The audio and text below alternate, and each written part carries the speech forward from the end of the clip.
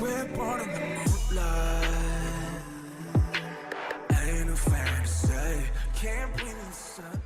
Hello beautifuls, this is Aromie here. Welcome back to Changeling. We are here currently talking about, I believe, the spirit demon thing that they've sealed away in a cave, but he let one of his souls out or something along those lines. It's been a hot minute.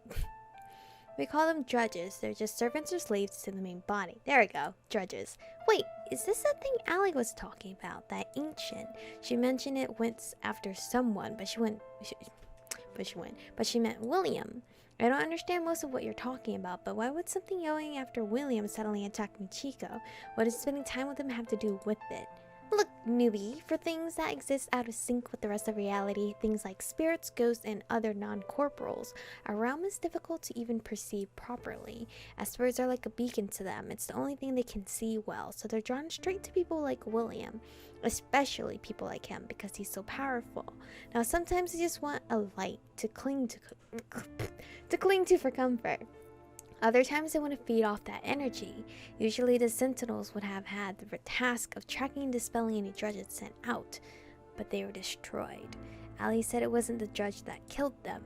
She was correct. These two cases are separate, but have overlapped in a very unfortunate way, and the result is that whatever drudges are being sent out have been able to roam freely. That still doesn't answer why these drudges are coming after Michiko rather than William. Most likely it's because William spending time with her has left traces of his energy on her. Essentially, it's mistaken her for him. I was attacked before we really spent much time together. You sit next to him in class, don't you? Well, yes, in one class. It's possible your first encounter with this entity was an accident. If it was roaming looking for him and encountered you, it may have simply attacked you out of curiosity. How rude. But then William used his abilities on you. You're probably lit up like a supernova with his psychic energy right now. At the same time, we've kept him to protect... Oh, wait, what? We've kept him to protect areas like the library and clubroom. But I was basically left completely exposed. Bingo! If we'd realized you'd already had one encounter with it, we'd have taken precautions for you as well. What do you mean? I thought I told them about my encounter with one in the woods. I just didn't really tell them what it was. As it is, you should be very careful now that it has its sights on you. At least until the remnants of William's abilities fade. Well, I do have this amulet thing, which provides some protection, yes, but which also requires you to be on your guard constantly. He frowned, tapping his finger on his desk. How's the sleepwalking? Well, I shot Spencer a look. The herbs I got from Shelley are keeping me in my room at least, but you're still attempting to leave. Yeah, which also means you're trapped inside in the case of an attack, does it not? Yeah, I worked out that drawback last night. I think it would be best if you didn't return home for the time being. Clearly, this thing has tracked you there, and another attack would imperil not just you, but potentially your entire family. I actually thought the same thing. I suggested to my mom that I could stay with Allie over the weekend. Miss Fisher is unfortunately going to be quite busy. Under the circumstances, we can't afford to assign one of our interns to babysit you. Interns? There's this agency that does stuff. Regulation of paranormal things, or whatever. Not the most articulate of descriptions, but yes, that is more or less correct. We do work for an agency that regulates a supernatural community, and Miss Fisher is an intern there. But if not with Allie, where can I stay? Probably the club room for now. What the fuck? Are you telling me I have to stay here and sleep here and everything? With William. That way we can keep an eye on you both. You're telling me that we both had to sleep and stay in the club room. Will that not just exacerbate the problem? The more time she spends with them, the longer it will take for her aura to return to normal. You have a better plan. Besides, after overflow, the ancient should fall back into some slumber, and the drudges will dissipate on their own. We can separate them then. What? Is that really necessary? Obviously it's necessary. With William. Okay, music change. I wasn't sure how to feel about that. First of all, staying with a guy in a small room for several days would be awkward, no matter who it was. Even more so with one I kind of liked, I guess. No, we love him. Get that correct. And things were kind of not great between William and me at the moment. No, it's not, but but also, why was William staying in the club room? Guess answer that question before I could ask. Without his usual course to protect him, and with the upcoming holiday, we had to keep him somewhere protected. The club room not only has a barrier around it, but it leads directly to the library, which also has a barrier. So it's a double barrier. Since Mom was already hoping you could stay at Allie's until Tuesday, it should be fine. We'll just tell her you're there. He looked away, his eyes scanning the shelves of books. If I tell her I'm hanging out with you, it'll give me a chance to be here so you can explain more about all of this. Oh, so I'm technically not going to be alone with William. And do that. If you need anything from home, sure you have your brother bring it so you don't have to leave the barrier. Now, if you excuse me, we need to head back to the agency to report this. It's not an insignificant update to the situation. Right. Did that mean I was going to be spending almost 3 days in the club room? Oh man. Whoa, how am I gonna shower and stuff? Alright, well, I mean, if you need anything from me, I highly doubt we will, but we will of course know where to find you. He turned to Spencer. Mr. Melody, I apologize for not being able to give you a proper introduction to all of this. Yeah, you didn't even get to see the headless person yet. Headless? That, I believe, was an accident, Miss Melody. Yeah. A little accident happens to be with me. I motioned Spencer back to the door, but Guess grabbed my arm and yanked me closer. Let go. Be nice to him. What do you mean? It's my brother and being nice. What do you mean? I don't care if you're mad at me, and I don't care if you're mad at him either, really. He's still... Oh, wait. Oh, you're talking about William. He's still reeling from losing the entire chorus, some of which had been with him for years. So don't you dare upset him or hurt his feelings. I don't have time for that. Why would I have time to be mean to him? I was just being honest. Oofy. That's not cute. Okay. I don't intend to, and that's pretty funny coming from you. Like you said, I'm the one angry at... the one I'm angry at is you. Sorry.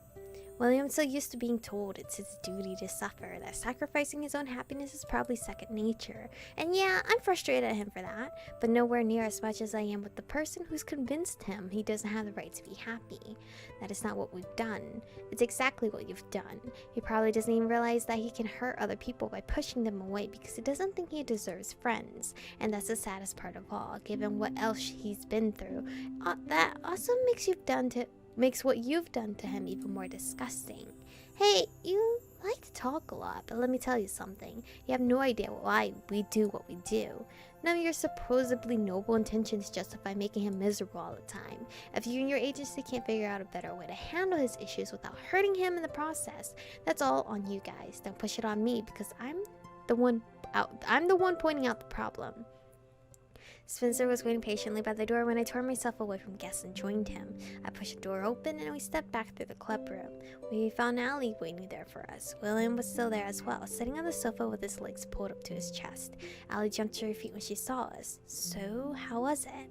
Well, I can't leave the club room until after the overflow or whatever. Oh, and Spencer knows everything.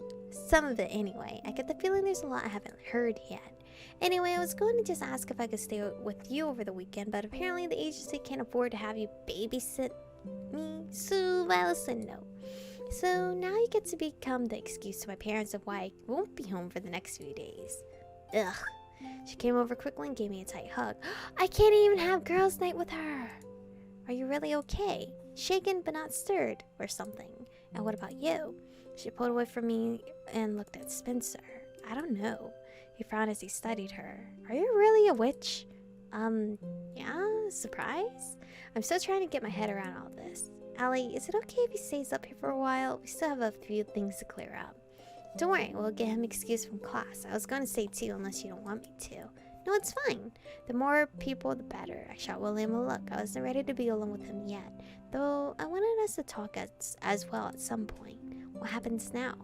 I guess we catch up on everything that we've not been able to talk about for the last 5 years?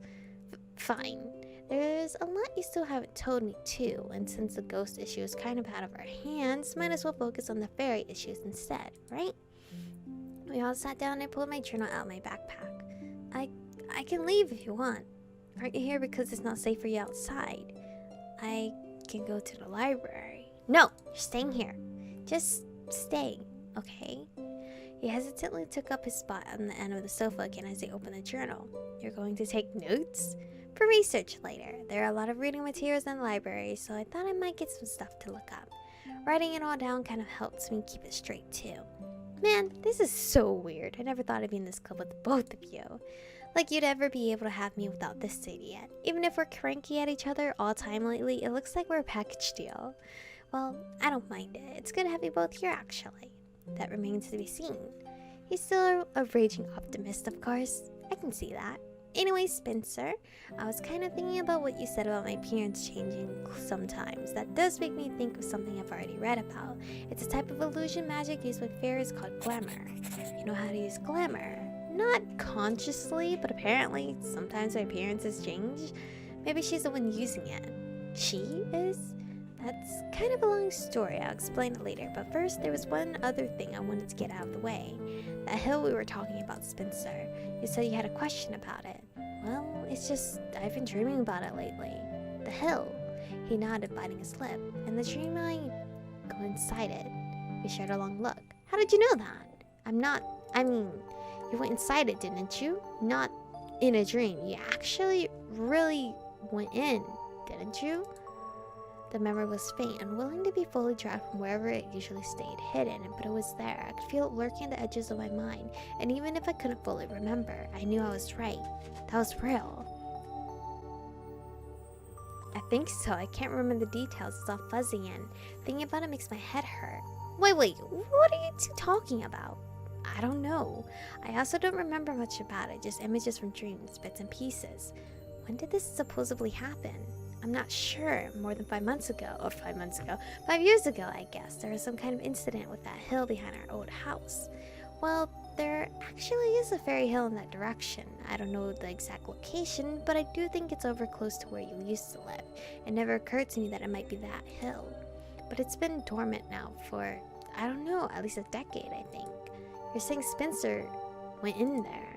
I just know that I had to go in to get him, and I hissed at the burst of pain behind my eyes and doubled over as the room tilted. Well, fuck.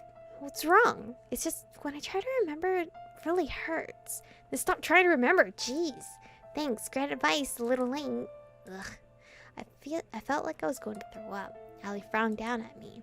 It sounds sort of like a memory seal. Sealed memories. It's normal to feel pain when trying to access memories that have been sealed away. It's a defense mechanism, because trying to access sealed memory chips away at the seal until it finally collapses. Oh god, okay. Oh, jeez. Just making sure Arya's okay. So the pain accessed it as a deterrent. You're saying my memories of that hill were deliberately sealed by someone. Who? Your agency? That seems kind of unlikely, but I can always ask Vilos. He can check if there's some kind of file on you guys from some point in the past.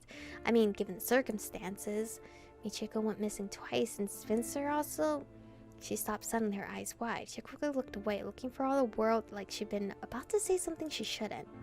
What? Allie? I think I should talk to Vilos first. There's something I need to confirm. Whoa, you can't just... We're dealing with a memory seal, Michiko. She shot Spencer a worried look. One that may be affecting both of you. It's already causing you a lot of pain just trying to remember. Before we delve too deeply, it might be wise to figure out what exactly we're dealing with and why it's there, okay? Does this mean Allie knows something about that incident? Something Spencer and I have forgotten? How could that be? Vilos ran off to talk to the agency about me getting attacked, so he's not available right now. I may not be qualified to say anything, but doesn't it feel like there's something bigger at work here? God, than just you being fake? I'm starting to think that as well. We have your disappearances, the possible fairy hill thing, and a memory seal that has to do with that. You're sleepwalking. Me apparently... What kind of English? Me apparently using glamour to change my appearance. Though, I guess that is correct English. My grammar is horrible, I don't care. I don't know if I'm currently using the glamour to look like me, or if in those moments I'm using glamour to make myself look like her. What does that even mean? Who is this other person you're talking about? Whoever I change into when I'm sleepwalking, the person I see in the mirror sometimes, or whose voice I hear in the back of my mind when I'm dreaming. The person who kept me from dying that night in the woods too. You're saying you turned into another person? I don't know. She definitely looks different and her entire demeanor changes. In my head, it feels like another person is there. I don't know, maybe I'm just losing it. Do fairies even do multiple personalities? I mean, that's a human thing related to trauma or whatever. I guess that's if you assume it's an acquired issue. There are lots of stories that address this sort of dual nature fairies can have, like selkies or other wild fairies you can tame, for lack of a better word. Selkies? Just a type of fairy. But they kind of follow a theme you do see. What was that sound she just made? I don't know if the mic picked it up. But they kind of follow a theme you do see in fairy lore, where fairies have a unique item that, if you take away, can confine them to a human form and make them live as a human being. But if they get their item back, they return to being a wild fae, basically. A fairy that lives as a human but has a hidden nature. It's similar, but I don't know. Doesn't feel quite the same. I don't think anyone in the family took some kind of weird item from you to force you to stick around. Welcome to my world. I've been struggling with this for 2 weeks already. It's only been 2 weeks? What? I can see how it's frustrating. I didn't quite realize how bad things were. Sorry, some of this has kind of just come to a head recently. At least we can all help you look for some answers today. I'd appreciate it. I've already borrowed a bunch of books and rattles we can poke into. Well, now you have me and Spencer, and William. Between the four of us, I'm sure we'll find something. And this is where I'm gonna stop because I didn't realize the time. But it's quite interesting how we're learning our other me in this route. Because in the other route, I think I just changed into her because I was forced to drink that drink. And she kind of had to leave. She was forced out of me. I don't know how this is gonna happen in this route. I highly doubt she's gonna be forced out of me, besides me doing it myself instead of someone else doing it to me. But that's what I'm guessing. But anyway, thank you guys for watching today's episode. Stay beautiful, and I'll see you guys in the next one. Love you, love, I missed it. You love it, love it, love, I want it. You touch it,